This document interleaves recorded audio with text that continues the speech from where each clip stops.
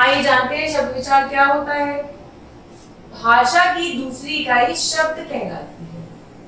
शब्दों का हमारे जीवन में अधिक महत्व है। इसी के आधार पर अनेक कार्य संपन्न होते हैं। क्या हम बिना शब्दों के वाक्य बना सकते हैं? बिल्कुल भी नहीं। जब तक हमारे शब्द नहीं होंगे तो क्या हम कुछ कर पाएंगे? शब्द की परिभाषा पढ़ते हैं। एक अथवा एक से अधिक वर्णों से बनी स्वतंत्र एवं सार्थक ध्वनि शब्द कहलाती है। जैसे एक वर्ण से बने न का अर्थ है नहीं, व का अर्थ है और, आदि शब्द है। और अनेक वर्णों से बने महल, नमक, ताजमहल, नगर आदि। तो ये सब क्या है? एक वर्ण से बने, ये बने अनेक वर्ण से। लेकिन क्या कहलाएंगे बेटा? ये शब्द कहलाएंगे। शब्दों के भेद पढ़ेंगे। शब्दों के भेद रचना के आधार पर भी होते हैं, उत्पत्ति के आधार पर भी होते हैं, अर्थ के आधार पर भी होते हैं और वाक्य प्रयोग के आधार पर भी होते हैं। अब हम शब्दों के बारे में पढ़ेंगे कि किस प्रकार इनके अलग अलग भेद होते हैं। तो सबसे पहले बेटा हम पढ़ेंगे रचना के आधार पर। रचना के आधार पर ये तीन प्रकार के होते हैं। रूढ़ि शब्द, यौगिक शब्द और यौगिक शब्द। रूढ़ि शब्द में क्या आता है? वे शब्द जिनको अलग अलग करने पर कोई सार्थक अर्थ ना निकले।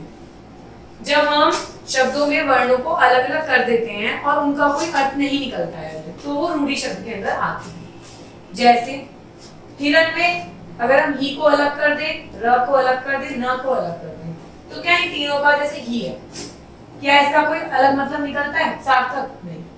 क्या र का अलग मतलब निकलता है? नहीं। न का अलग मतलब निकलता है? नहीं। तो हिरण कैसा शब्द हो गया? रूढ़ि शब्द हो गया।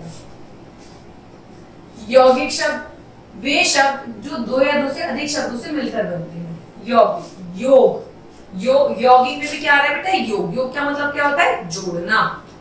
जैसे धर्म प्लस शाला, धर्मशाला। तो ये कैसे हो गए? दो शब्दों से मिलकर एक शब्द बना है, तो ये कैसा शब्द हो गया? यौगिक शब्द। दूध वाला। अब आते हैं यौगिक शब्द पे।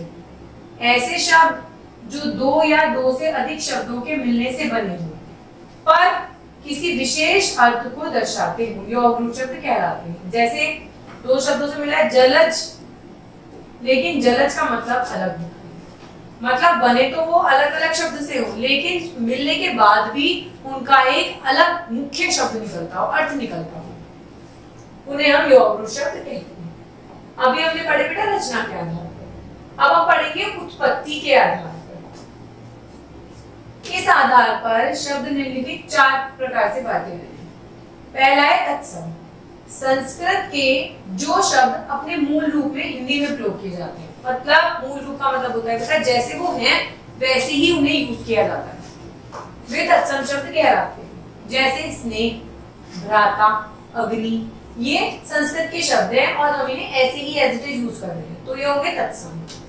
तद्भव में आते हैं बेटा हिंदी के वे शब्द जो संस्कृत शब्दों में परिवर्तन के साथ बने हैं, तद्भव शब्द कहलाते हैं।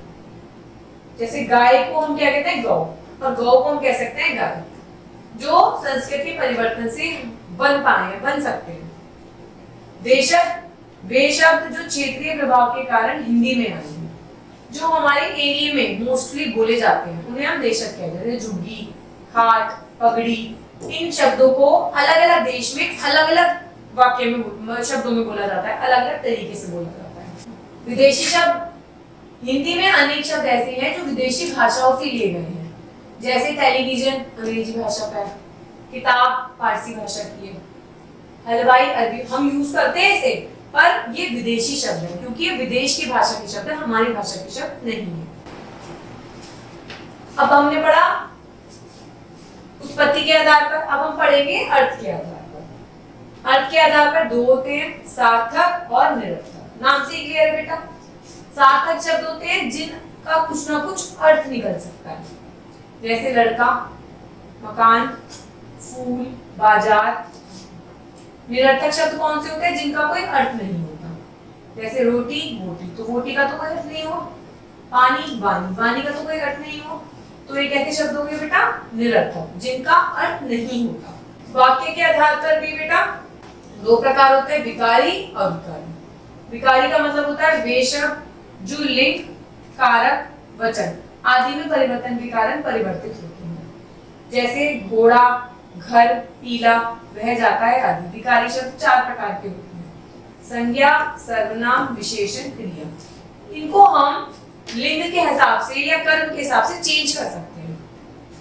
घोड़ा को घोड़ी, घर पर जाती है, पीला को वह जाता है, वह जाती है कर सकते हैं। तो ये सब आते हैं विकारी में। अब विकारी में वे शब्द जिनका रूप प्रयोग के कारण नहीं बदलता।